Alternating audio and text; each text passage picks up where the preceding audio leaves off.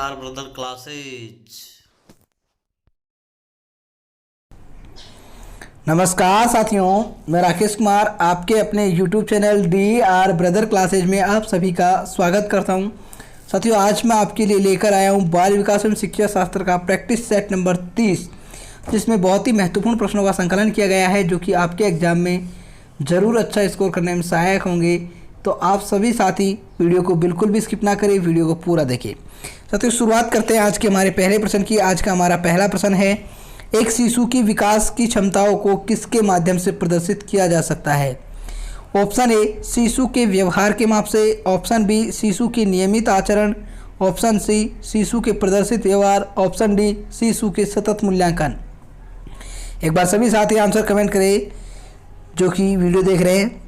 साथियों, जो शिशु की जो विकास की क्षमता होती है उसको हम शिशु के प्रदर्शित व्यवहार के रूप में देख सकते हैं साथियों। तो हमारा राइट आंसर होगा साथियों ऑप्शन नंबर सी। शिशु का जो प्रदर्शित व्यवहार है वो शिशु की विकास की क्षमताओं को प्रदर्शित करता है साथियों। हमारा राइट आंसर होगा ऑप्शन नंबर सी साथियों, क्योंकि शिशु जो होता है बच्चा कई प्रकार के प्रदर्शनी व्यवहार करता है साथियों, और जो व्यवहार होते हैं उनके एक बच्चे की विकास की जो संभावनाएं होती है उसमें बाधा डालते हैं साथियों। शिशु का जो प्रदर्शित व्यवहार है वो शिशु की विकास की क्षमताओं को प्रदर्शित करता है। हमारा राइट आंसर हो गया ऑप्शन नंबर सी। चलते साथियों अगले प्रश्न की ओर। अगला प्रश्न है हमारा, किशोरावस्था का बुनियादी संघर्ष है। ऑप्शन ए, विश्वास बनाम अविश्वास। ऑप्शन बी, स्वायत्तता बनाम शर्म और संदेह। ऑप्शन सी, मेहनत बनाम हीनता। ऑप्शन डी, पहचान बनाम भूमिका भ्रम की स्थिति। एक बार सभी साथी आंसर कमेंट करें जो भी वीडियो देख रहे हैं। साथियों, जो किशोरावस्था का जो बुनियादी संघर्ष है वो हमारा है पहचान बनाम भूमिका भ्रम की स्थिति। साथियों, इसमें जो बालक होता है, बालक की जो आयु होती है, किशोरावस्था की जो बुनियादी संघर्ष है वो पहचान बनाम भूमिका जो भ्रम की स्थिति है वो किशोरावस्था को दर्शाती है। साथियों, जो प्रश्न है हमारा मनोसामाजिक विकास का जो सिद्धांत है इरिक एरिक्सन का, उससे लिया गया है साथियों। और इरिक एरिक्सन ने इस पहचान बनाम भूमिका भ्रम की स्थिति को 12 से 18 वर्ष की आयु माना है, अर्थात किशोरावस्था से संबंधित माना है साथियों। किशोरावस्था का जो मूल संघर्ष होता है वो पहचान बनाम भूमिका भ्रम है, क्योंकि किशोर को स्वयं और व्यक्तिगत पहचान की भावना विकसित करने की आवश्यकता होती है। इसमें अगर बालक सफल होता है, बालक अपने आप में सफल हो जाता है, तो उसकी जो सच होने की जो क्षमता है, सफल होने की जो क्षमता है वो पहचान की ओर ले जाती है। और जबकि असफलता से जब बालक असफल हो जाता है तो उसमें भ्रम और स्वयं की जो कमज़ोर की जो भावना होती है वो पैदा होती है साथियों। तो हमारा राइट आंसर होगा ऑप्शन नंबर डी। चलते साथियों अगले प्रश्न की ओर। अगला प्रश्न है हमारा, विलोपन की क्रिया में विलोप होता है। Option A, UCR। Option B, CR। Option C, दोनों। ऑप्शन डी, इनमें से कोई नहीं। एक बार सभी साथी आंसर कमेंट करें जो भी वीडियो देख रहे हैं साथियों। साथियों, इसका जो राइट आंसर हो जाएगा वो हो जाएगा हमारा ऑप्शन नंबर बी साथियों, CR, अर्थात अनुकूलित अनुक्रिया या संबंध प्रतिक्रिया साथियों, जिसे हम कंडीशनल रेस्पॉन्स कहते हैं साथियों, अर्थात अनुकूलित अनुक्रिया या फिर संबंध अनुक्रिया भी कहते हैं साथियों इसको। साथियों, जो विलोपन की क्रिया होती है, क्या होती है साथियों, विलोपन किसे कहते हैं? साथियों, हम इसके बारे में पहले भी जान चुके हैं। साथियों, जो विलोपन होता है लगातार CS की उपस्थिति, अर्थात कंडीशनल स्टिमुलस, अर्थात जो अस्वाभाविक उद्दीपक होता है उसकी लगातार उपस्थिति की जाती है। तो जो व्यक्ति होता है, जो प्राणी सीखने वाला होता है, वो कंडीशनल रेस्पॉन्स करना बंद कर देता है, अर्थात जो उसकी संबंध जो प्रतिक्रिया होती है अस्वाभाविक उद्दीपक के प्रति उसको करना बंद कर देता है साथियों। तो हमारा राइट आंसर होगा ऑप्शन नंबर बी, CR, अर्थात conditional response.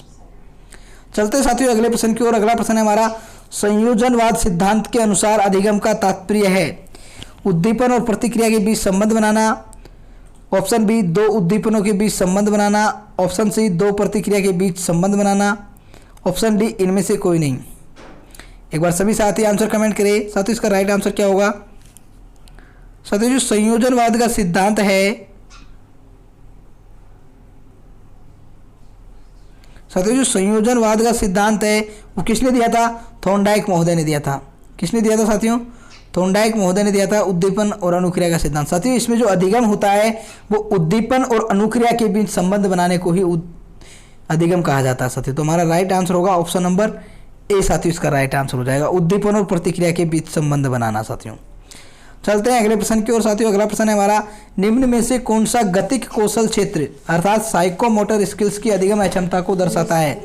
Option A dyspraxia, option B dysphasia, option C aphasia, option D dyslexia. एक बार सभी साथी आंसर कमेंट करें। साथियों जो इसका राइट आंसर होगा वो हो जाएगा हमारा डिस्प्रेक्सिया। साथियों जो डिस्प्रेक्सिया होती है वो हमारी साइकोमोटर स्किल अर्थात गतिक कौशल जो हमारा मनोगत्यात्मक जो क्षेत्र होता है उससे संबंधित होता है साथियों। अर्थात जो बालक को अपने ज्ञानेंद्रियों के साथ कर्मेंद्रियों का भी प्रयोग होता है, जब दोनों का प्रयोग होता है तो गतिक कौशल क्षेत्र कहलाता है साथियों। और डिस्प्रेक्सिया उससे संबंधित है साथियों। जैसे बालक चित्रांकन करते समय लिखने में चित्रांकन संबंधी जो क्षमता होती है साथ साथ वो डिस्प्रेक्सिया को दर्शाता है साथियों। चित्रांकन संबंधी समस्या भी पूछ ले जाए तो आपसे साथियों जो डिस्फेसिया होता है वो वाक क्षमता से संबंधित होता है, और जो अफेसिया होता है वो भाषा श्रवण संबंधी दोष से संबंधित है, और डिस्लेक्सिया पढ़ने संबंधित है। आप सभी साथियों ने अगर अधिगम अक्षमता का हमारा वीडियो नहीं देखा है तो आप सभी साथी प्लेलिस्ट में जाकर अधिगम अक्षमता से संबंधित वीडियो देख सकते हैं और अपने इस टॉपिक को बिल्कुल क्लियर कर सकते हैं। चलते हैं साथियों अगले प्रश्न की ओर। अगला प्रश्न है हमारा, संप्रत्यय निर्माण का प्रथम सोपान है?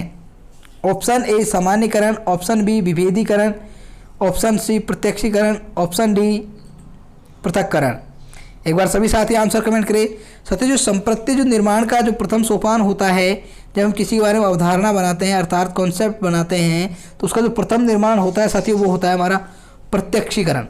प्रत्यक्षीकरण का मतलब होता है साथियों किसी वस्तु को देखना या उसके बारे में जानना। जब हम सर्वप्रथम देखते हैं उसको अपनी इंद्रियों के माध्यम से अनुभव करना, वो हमारा प्रत्यक्षीकरण होता है साथियों। तो हमारा राइट आंसर हो जाएगा ऑप्शन नंबर सी। साथियों कई साथी सोच रहे हो सामान्यीकरण। साथियों सामान्यीकरण जो होता है, सामान्यीकरण का मतलब होता है किसी नियम निकाल लेना अर्थात किसी में संबंध स्थापित करके उसको नियम बना लेना, सामान्य रूप से कोई नियम निकाल लेना सामान्यीकरण होता है साथियों। तो हमारा यहाँ पर राइट आंसर होगा ऑप्शन नंबर सी। संप्रत्यय जो निर्माण का जो प्रथम सोपान है वो प्रत्यक्षीकरण है साथियों। प्रत्यक्षीकरण के माध्यम से शुरू होता है। चलते साथियों अगले प्रश्न की ओर। अगला प्रश्न है हमारा, फ्राइड के अनुसार बच्चा किस अवस्था में मलमूत्र संबंधी क्रियाओं में आनंद लेता है? एक बार सभी साथी आंसर कमेंट करें साथियों जो भी वीडियो देख रहे हैं। ऑप्शन ए मुखी अवस्था, ऑप्शन बी गुदीय अवस्था, ऑप्शन सी लिंग प्रदान अवस्था, ऑप्शन डी अव्यक्त अवस्था। साथियों यहाँ पर ऐसी अवस्था पूछी है जिसमें बालक क्या करता है, मलमूत्र करते समय आनंद लेता है साथियों। साथियों इसका जो राइट आंसर हो जाएगा ऑप्शन नंबर बी। साथियों जो गुदीय अवस्था होती है इसमें बालक मलमूत्र संबंधी जो क्रिया होती है उसमें आनंद ग्रहण करता है साथियों। साथियों इसकी जो एज होती है गुदीय अवस्था की वो 2 से लेकर 3 वर्ष तक होती है। और साथियों इसको अंग्रेजी में आपको देखने को मिल सकता है एनल स्टेज कहते हैं साथियों। कभी कभार इनके नाम इंग्लिश में भी देखने को मिल जाते हैं, आप सभी साथी जान रहे। चलते हैं साथियों अगले प्रश्न की ओर। अगला प्रश्न है हमारा, भावनाओं का चक्र किसने विकसित किया? Option A James Lange, option B Robert Plutchik, option C Goldman, option D Cannon Bard. एक बार सभी साथी आंसर कमेंट करें। साथियों जो भावनाओं का जो चक्र है वो विकसित करने वाले जो मनोवैज्ञानिक थे वो थे साथियों रॉबर्ट प्लिचिक। साथियों रॉबर्ट प्लिचिक ने भावनाओं का जो विकासवादी सिद्धांत था वो विकसित किया था, और उस भावनाओं के विकासवादी सिद्धांत में इन्होंने भावनाओं को 8 श्रेणियों में विभाजित किया था। कितनी श्रेणियों में विभाजित किया था साथियों? 8 श्रेणियों में विभाजित किया था। और जो 8 श्रेणी थी इनकी आप लिखना चाहो तो लिख सकते हैं साथियों। आश्चर्य, दुख, भय, खुशी, आत्मविश्वास, घृणा, प्रत्याशा और क्रोध। और ये जो 8 श्रेणियां होती है इन्होंने कहा कि ये 8 श्रेणियां ही उन्नत भावनाओं को जन्म देती है साथियों। तो हमारा राइट आंसर होगा ऑप्शन नंबर बी साथियों। चलते साथियों अगले प्रश्न की ओर। अगला प्रश्न है हमारा, जब आप एक शिक्षक समूह से जुड़ जाते हैं और अपने समूह के अन्य लोगों को इसी तरह पोशाक धारण करने लगते हैं, अन्य लोगों की तरह पोशाक धारण करने लगते हैं तो आप प्रदर्शन कर रहे होते हैं। साथियों यहाँ पर मिसप्रिंट हुई है, अन्य लोगों को आप की समझे, अन्य लोगों की तरह, अन्य लोगों की ही तरह इस पोशाक का धारण करने लगते हैं तो आप प्रदर्शन कर रहे होते हैं। समूह आज्ञाकारिता का, ऑप्शन बी समूह निर्देश अनुपालन का, ऑप्शन सी समूह की अनुरूपता का, ऑप्शन डी समूह की पहचान का। एक बार सभी साथी आंसर कमेंट करें साथियों। जब आप एक शिक्षक समूह से जुड़ जाते हैं और आप अपने समूह के अन्य लोगों की तरह ही पोशाक धारण करने लग जाते हैं, जैसे आपके समूह के लोग ड्रेस कोड पहनते हैं, जो पोशाक पहनते हैं, उसी के अनुसार आप भी पोशाक पहनने लगते हैं, तो आप किसका प्रदर्शन कर रहे हो साथियों? साथियों इसका जो राइट आंसर होगा ऑप्शन नंबर सी साथियों, समूह की अनुरूपता का। साथियों जो अनुरूपता होती है उस समूह के मापदंडों के अनुरूप विश्वास, व्यवहार और व्यवहार से मेल खाती है साथियों।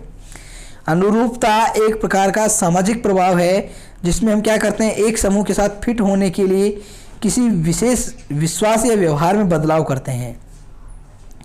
एक विशेष समूह में हम फिट होने के लिए हमारा जो व्यवहार है, जो आदत होती है, हम उसको अपनाते हैं। जैसा कि इस प्रश्न में यहाँ पर आपको बताया गया है कि एक शिक्षक क्या करता है, अपने दूसरे शिक्षकों की तरह पोशाक धारण करता है, अर्थात ड्रेसिंग शैली अपना रहा है जैसे अन्य शिक्षकों ने अपनाया है। तो उसी प्रकार जो होता है धारण करना, उन्हीं के अनुरूप ढल जाना, अपने व्यवहार में बदलना समूह की अनुरूपता को दर्शाता है साथियों। तो हमारा राइट आंसर होगा ऑप्शन नंबर सी। साथियों आज का अंतिम प्रश्न है हमारा, निम्नलिखित में से कौन सी शिक्षण की लोकतांत्रिक विशेषता नहीं है?